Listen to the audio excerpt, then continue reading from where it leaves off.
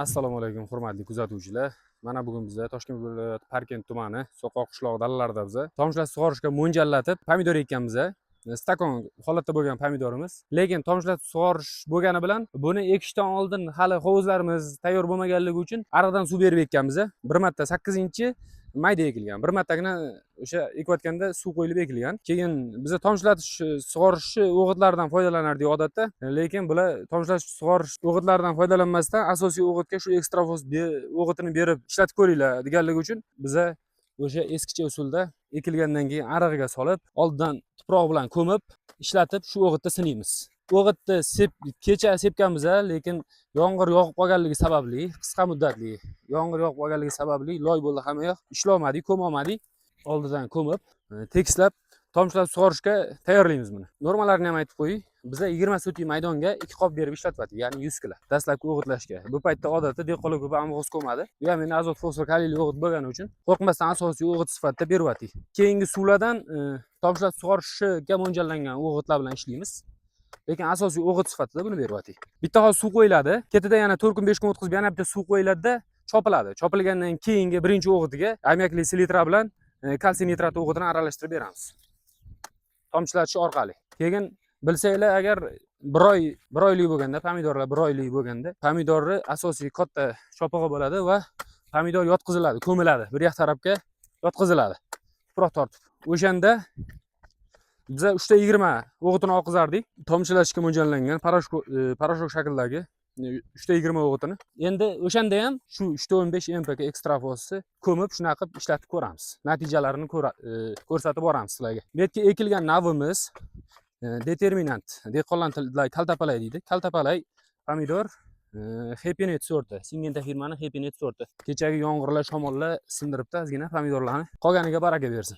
Umuman olganda ekstrafos yoki amofos yoki shunga o'xshash fosforli o'g'itlarni bunaqa pomidorga shu usulda berayotganda sug'orishga e'tibor qarash kerak. Bu yerdan aradan suv yurgan, mamut qotib qolganligi uchun biz bemalol pushtadan yumshoq joydan tortadi tuprog'i. Qo'rqmaymiz, nega mana mamutga kapilli lenta tashaladi. Ko'chatdan 5 sm bu yoqqa. Shuning uchun qo'rqmaymiz, zaxlaydi. Lekin ariqlatib sug'orish bo'lsa, bunaqangi darajada uzoq olmaysizlar. O'sha nam qushligida oldidan ko'mib qo'yiladi, mana bundoq ko'miladi mana. Nega bunaqa uzoqdan zaxlamaydi. Ariqlatib sug'orishni zaxlatish qiyinroq. Ayniqsa bo'lib ham yosh paytida. Yosh paytdan keyin yengilroq sug'oriladi-da bu.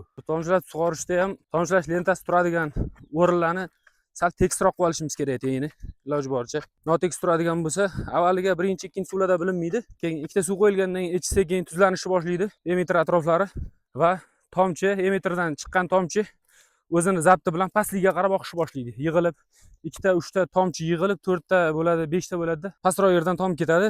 Mana bu emitter o'rniga, misol uchun 20 sekundda bitta tomchi tushsa, qolganlari yig'ilib bitta yerdan oqib ketadi-da, sug'orish notekis bo'lib qoladi. Shuning uchun tomchilar sug'orish lentasini tegini tekisligiga e'tibor berish kerak birinchi o'rinda. Tomchilar sug'orishda beriladigan o'g'itlarning ham samarasi bo'lmaydi, tekis bo'lmaydigan bo'lsa. Ko'pchilikdan eshitamiz, men hech tomchilashishni samarasini bilmadim deydi. Men aytaman, samarasi bo'lmasligi mumkin emas. Tomchilar sug'orish zo'r usul hozirgi kunda, lekin to'g'ri tatbiq qilish kerak. Birinchi o'rinda lenta tekis turish kerak. Tomchilash uchun, to'g'ri tomchilash uchun. Lenta qiyshiq bo'lgandan keyin tomchilar bir-biriga qo'shilib bitta yerdan tomadi. Vaholanki o'g'it oqizayotgan paytingizda ham shunaqa bo'ladi. O'g'itlash ham qaysi joyga suv ko'p tomgan bo'lsa, o'sha joy yaxshi o'g'itlanadi. Qaysi joyga kam tomgan bo'lsa, o'sha joy bundoq o'g'itlanadi-da, o'sish notekis bo'lib qoladi. Keyin ko'pchilik qo'l bilan o'g'it berishni ma'qul ko'rib qoladi. Nega qo'l bilan berganda bir tekis berasiz tuproqqa, o'g'itlash bir tekis bo'ladi. Shuning uchun tomchilatish qildinglarmi, обязательно tomchilash laylarini turishiga e'tibor qaratish kerak.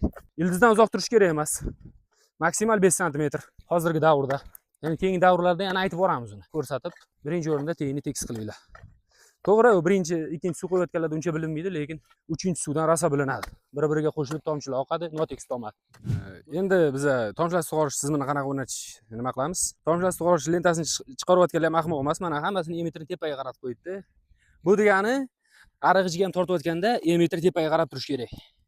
Nega buni ichida suv yuradi? Suv ichida har xil loyqaliklar bor. Biz tepadan basseyndan tortamiz. Bulog'i suvdan loyqa bor. Loyqa suvdan og'ir bo'lgani uchun pastga cho'kadi har doim. Pastga cho'kkanda emitter pastga qarab qolsa, emitter to'sib qo'yishi mumkin. Shuning uchun emitter yuqoriga qarab turish kerak. Shunda uzoqroq xizmat qiladi, parod qilmaydi. Har doim emitter yuqorida bo'lishi kerak. Biz eng oxirisiga ham bir xil o'zidan buklab qirqib stop qilib qo'yadi, stop qo'ymadik. eski krandan foydalanyapti. Teskari qilib o'rnatib kranni. Ichini tozalash kerak bo'lganda har bitta sug'orishdan keyin ochib yuboramiz. Bu yog'ini ochib yuboramizda, bu yog'ini bekitsa o'zi chiqib ketayotgan suv tortib, ichidan havo tortib, emitterdagi musorlarni olib chiqib ketadi. Chayish uchun qulay bo'lish uchun bundan o'rnatdik. Tomchilatib sug'orish lentasi o'rnatilganda bu 60 metrlik. Tortilganda tomchilatib sug'orishni ariq bilan taqab qo'yish kerak emas. Mana oxirgi ko'chatga taqab qo'ymasdan 1 metr chiqarib yuborish kerak. Bunga sabab tomchilatish lentasini ichi suv bilan to'lganda bu tortiladi, qisqaradi. Qisqarganda taqash qilib qo'ysangiz lenta yaqqa ketib qoladi, bu sug'orilmay qoladi. O'shaning uchun 1 metr zapasi bilan kesib urish kerak. 100 metrda 1,5 metr zapasi bilan kesib urish kerak endi. Hozir ulaydigan joyimiz to'g'ri kelib qolsa, nimaga to'g'ri kelib qolsa, metrga to'g'ri kelib qolsa, o'rtasidan kesamiz. Buni o'rnatamiz. Bo'ldi. Kechki soat 5 dan o'tyapti. Biz уже tomchilatib sug'orish lentalarimizga suv ochdik. Hozir bahor payti, nafqa issiq emas. Yaxshi. Natijalarni yana kuzatib boramiz. O'g'itni berganmiz, ekstravoz o'tini tagiga ko'mchiqdik, ko'rdinglar. Endi mana tomchilatish usulida suvni qo'ydik. Bundan keyingi videolarimiz buni keyingi o'sish bosqichlari, keyingi boshqa qilinadigan ishlar haqida bo'ladi.